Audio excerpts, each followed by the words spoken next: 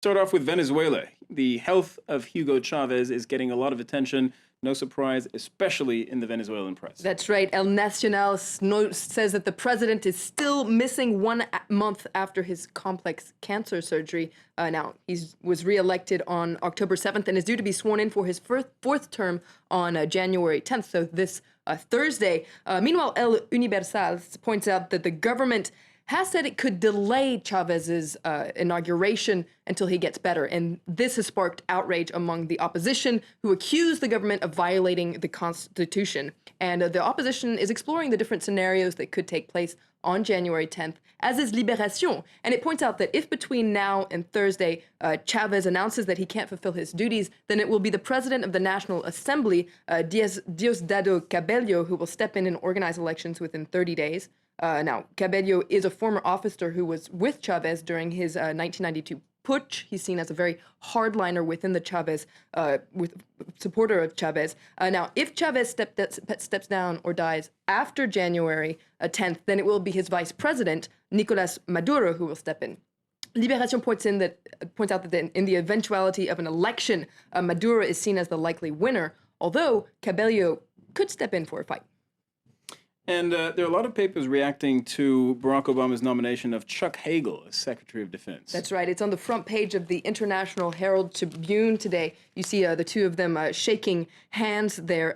Now, the former Republican senator from Nebraska, has drawn criticism for being too soft on Israel and too hard on Israel, and too soft on Iran. Now, there's an interesting opinion piece in the International Herald Tribune today by Roger Cohen, who says that Hagel is indeed the right choice for many reasons. And the main reason is because he'll provoke a serious debate on what constitutes friendship towards Israel. Now, he points out that this doesn't mean that Hagel isn't a friend of Israel. He's just not the kind of friend that either follows Israel or doesn't. And according to this article in the National Herald Tribune, that's an important debate to have in the United States. Meanwhile, Hagel has given his first interview since his nomination to a local newspaper in Nebraska called the Journal-Star, and he says that critics distort his record and his views on Israel and Iran, and he says he's glad to finally have the opportunity to get the record straight.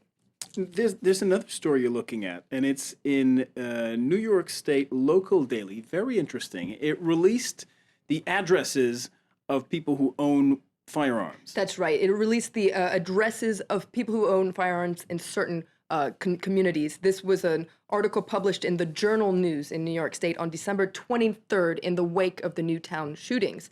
So it's called, the article is called "The Gun Owner Next Door, What You Don't Know About Weapons in Your Neighborhood." So it has this, actually a map. And he's one of the gun owners next door? He's one of the gun owners next door. It has a map that shows the locations of these gun owners. Now, this article drew over 1 million views on their website, so a lot more than they usually get. It also drew outrage from gun owners across the country. The newspaper itself was targeted. The addresses and personal information of a lot of the journalists was put online, and some journalists were actually even threatened. They got notes saying that they would be shot. Meanwhile, the Journal itself defended its action to publish what it says is this public information on Sunday. In their editorial, it says that under New York's firearm statutes, the name and addresses of people who apply for guns are a public record, and they say that people have just as much the right to know about who owns guns in their community as people have a right to own guns. You know, that reminds me of a story years ago in the UK. A tabloid released the addresses, named and shamed sex offenders. And that also created a lot of alarm. Very briefly, Flo, scientists are analyzing the results of the Mars 500 project. That's right. It sounds like the beginning of a bad joke. What do you get when you send 3 Russians, an Italian, a Frenchman, and a Chinese man into space? Well, you get a lot of sleep-deprived people. Scientists are analyzing the physical and psychological results of this Mars 500 project, which put these 6 people in real-time conditions of a 520-day return mission to Mars. So according to the scientists, a lot of sleep-deprived people, and people tend to get angry among each other. If they want to know more about sleep-deprived, they can come to us on the early morning team here on France 24. Thanks a lot, Florence Filmino, with a look at the international press. Let's look now at what's making the headlines this hour. Too hard on Israel and too soft on Iran.